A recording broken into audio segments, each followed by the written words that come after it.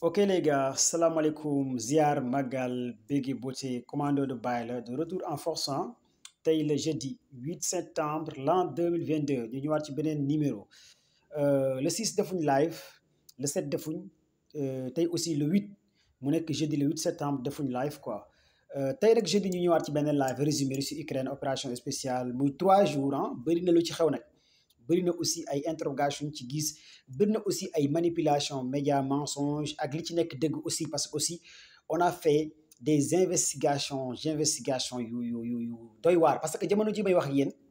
lii di États-Unis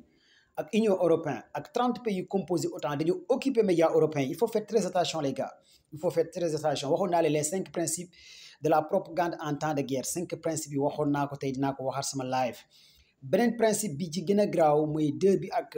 4 bi laan di wax surtout 4e bi ak 5e bi mooy diaboliser l'ennemi ak monopoliser les médias 5e bi mooy monopoliser les médias jamono ji may wax ak yéen gars yi dañoo monopoliser médias européens yi dañoo monopoliser sax médias africains yi monopoliser médias américains yi parce que aussi dañoo investir ay milliards et des milliards pour ran jënd yenn journalistes yi yenn chroniqueurs yenn gars yi bëri di publier di wane li nga xamante ne mooy faiblesse Russie li ci am nag dañu leen koy wax pour ngeen comprendre jamono ji nag offensive bi nga xamante ne armée ukrainienne am na ko ci Kherson dëgg la am na armée ukrainienne am na benn offensive bu mu am ci Kherson depuis 4 mois depuis début offensive bi la Russie nangu woon Kherson ak fi nga xamante ne mooy Donbass bi offensive bi nag jamono ji may wax ak yéen y a plus de 20 villages yoo xamante ne waa Ukraine récupéré nañ ko 20 villages yooyu nag yenn 5 villages yi stratégie la boo xamante ne moo tax armée Poutine retrait delluwaat ci ginnaaw pour lan pour fexe pousse gars yi mën a avancer fekk ji li nga xamante ne mooy troupe Russie yi ci biir loolu nag stratégie la li nga xamante ne aussi mooy soldat investigateurs yu mel ne ay britannique wala Al Jazeera wala yenn investigateurs yoo xamante ne ay nit yu dëgg lañ américains yi nee nañ Poutine da koo def juste pour nax soldats ukrainiens yi wax naa leen ko waxaat naa leen ko récupéré nañ nag 20 villages xamuñ nu mu récupéré 20 villages yi mais jàpp leen ne ba léegi amul benn soldat boo xamante ne publier nañ ko wane nañ ko ne rey nañ ko waa Ukraine te waa Ukraine bu ñu reyoon ay militaire dañ koy wax léeg-léeg li ci ëpp nag li am Donbass propagande la li am Crimée propagande la bien vrai que Ukraine mu ngi lancé ay missiles mu ngi lancé bu baax a baax ay missiles jamono ji offensive Ukraine bi am na doole am na puissance trop stratégie la wala tactique de jeu bi Poutine def kenn comprendre lu tax Poutine def ko mais jàpp leen ne plus de 100 combattants yi nga xamante ne attaqué woon nañ centrale nucléaire bii di Zaporizhzhia Poutine rey na ci plus de 80 combattants jamono ji may wax ak yéen communication bi nga xamante ne Volodymyr Zelensky def na ko benn village bu gën a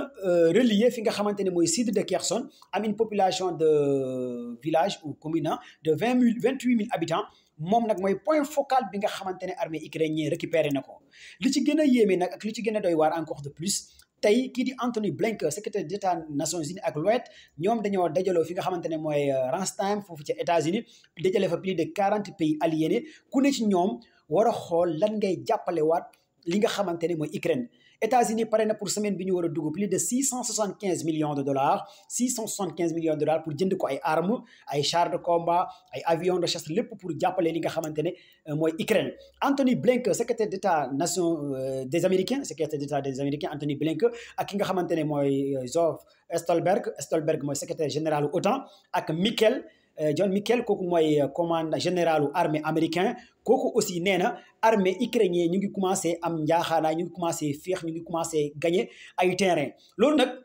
stratégie de communication ci la parce que jamono ji Anthony Blinken tey dafa dem visiter fi nga xamante ne mooy Ukraine tàgguwul dafa jékki-jékki juux Ukraine directement stratégie la wala plan la kon jàpp leen ne jamono ji États-Unis lépp li nga xamante ne pare nañ ko ñu ngi koy dugal ci guerre bi parce que li tax américains yi nag gën a dugal seen offensive ci guerre bi lenn dinaa leen ko wax pour ngeen comprendre ko bu baax a baax a baax a baax Poutine commencé na annexé mooy lu mel ni Kherson c'est validé lu mel ni Mariupol c'est annexé c'est validé lu mel ni Donetsk c'est validé lu mel ni Luhansk c'est validé Zaporizhzhia c'est validé Crimée c'est validé léegi nag gars yi li leen naqari mooy Union européenne ak États-Unis ak Ukraine mooy récupérer région yi nga xamante ni Poutine mu ngi koy commencé annexé fii ba le 4 novembre Vladimir Poutine day continuer di annexé Poutine nag mer bu Poutine mer yóbbu na plus de 100 avions de chasse fi nga xamante ne aussi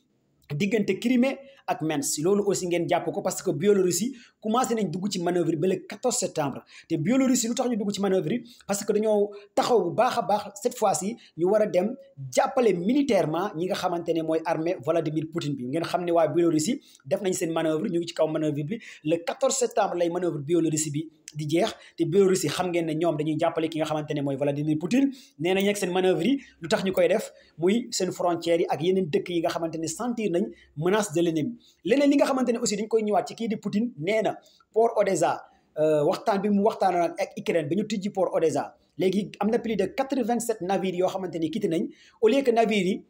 dem fi nga xamante ne mooy Asie wala jàppale pays africains yi wala réew yi nga xamante ne soxla nañ céréale bi ak blé bi nee na États-Unis ay traître lañ ay hypocrite lañ ay Union européenne parce que waxtaan bi mu waxtaanoo ak kii di Erdogan gars yi dañ koo teg deal dañ ko wóor nomba moom Vladimir Poutine kon ngeen jàpp ne port Odessa mooy céréale bi ak lépp Poutine da koy commencé bloqué nee na nag dina waxtaan ak Erdogan avant muy bloqué port bi dina continuer bloqué bépp port boo xamante ne da doon jël ay céréales di ko yóbbu parce que boo gisee mu décanté woon la situation bi pour ñu jàppale pays africains yi ak yeneen réew européens yi nga xamante ne ak pays asiatiques yi nga xamante ne dañoo am jafe-jafe problème céréales problème maïs problème nangam mais moom Vladimir Poutine dafa commencé dem ba comprendre que céréales ak blé ak maïs bi nga xamante ne ñu ngi koy jël ci port Odessa di ko yóbbu dañu ko yóbbul ay France ak ay Italie ak ay Allemagne ak ay maanaam ci pays développé yi lañ koy yóbbul comme que ci réewu développé yi lañ koy yóbbul nag te loolu nekkutoon waxtaan bu mu teniroon ak ki nga xamante ne mooy Erdogan moom Vladimir Poutine nee na bu gisee waat ak Erdogan bu nekkee change yuñ day tëj yi nga xamante ne port yi nee na aussi États-Unis nañ préparé bu même su nekkee daje nañ plus de 100 pays mënuñ combattre contre la Russie jamono ji may wax ak yéen aussi Corée du Nord jël na ay armes jox ko ki nga xamante ne mooy Russie Iran pare na pour jox Iri drone yi nga xamante ne moom la doon testé tout est ok accord bi lépp nice na pour l'instant nag États-Unis ñu ngi commencé saboter Russie ne nañ Russie armes yi ngeen yoroon ni jeex na baaxatul nangam sangam mais service de sécurité Russie bi aussi tontuwul américains yi pour l'instant Russie dafa garder le silence léegi nag service de renseignement bi nga xamante ne aussi moo nekk par le biais de Pentagone nee na Ukraine guerre de communication bu ñuy wax gagné nañ ay ville benn ville kese la ñu gisagum image yi Volodymyr Zelensky wane ville bu Ukraine nangu te Ukraine bu nekkee gagné ngeen ay ville wane leen ville yi wala village yi nga xamante ne gagné ngeen ko loolu aussi lii di service de renseignement américain bu nekk Pentagone yooyu aussi service secret la génn nañ benn xibaar di wax ne avancé bi troupe ukrainien yi di avancé wala avancé bu ñuy avancé maanaam propagande la média mensonge la fake news la mais am na yoo xamante ne nekku ci dëgg parce que kii di Volodymyr Zelensky ñëpp xam nañ ni mu aaye ci TikTok kon lépp lu mu gagné da koy wane waaye lu tax wanewut dëkk yi nga xamante ne gagné wu ko service de communication bu Russie nee na guerre wax gañewu ko wax gañewul guerre nekk fii di def ay réunion gañewul guerre loolu service de communication Russie moo ko wax nee na sa waay li nga xamante ne moom teg na ko ci loxo amul kenn ku ko mën a teg ci loxom ministre de la défense Russie bi aussi génne na benn communiqué wax ko nee na États-Unis ak Union européenne jamono ji état balte yi nag bu ñu ko waxee muy Pologne ak l'Estonie ñooñu dañoo bloqué lépp li nga xamante ne doomu réew Russie nga bàyyi ko Russie nga bëgg a dugg fii nga xamante ne mooy Pologne nga bëgg a dugg fii Union européenne dañu lay bloqué les gars yi jàpp nañ ne ñu ngi xeex bu baax a baax waa Russie loolu nag état balti aussi ñu ngi jéem a tëj seen espace aérien contre la Russie aussi gaz bi nga xamante ne fermé na ko nee na fa lay teg jaasi bi amul leneen amul dellu ginnaaw na gars yi jàpp ne gaz bi moom c'est fini dootuñu amati gaz les gars gars yi live bi bëri na li mu war a wax yëpp bëri na mais tey ci guddi à partir de 0h30 ñu continuer live bi quoi commando de bàyyi la abonné aimé maximum de partage lien yi nag 77 la 020 26 94 sama WhatsApp bi 77 020 26 94 pour ma envoyer lien yëpp li ma leen war a wax ci info yi bëri na parce que 3 jours yëpp live moom mais tey ci guddi gi 0h00 ku raté live bi moom xoolal Russie Ukraine bi yomb mel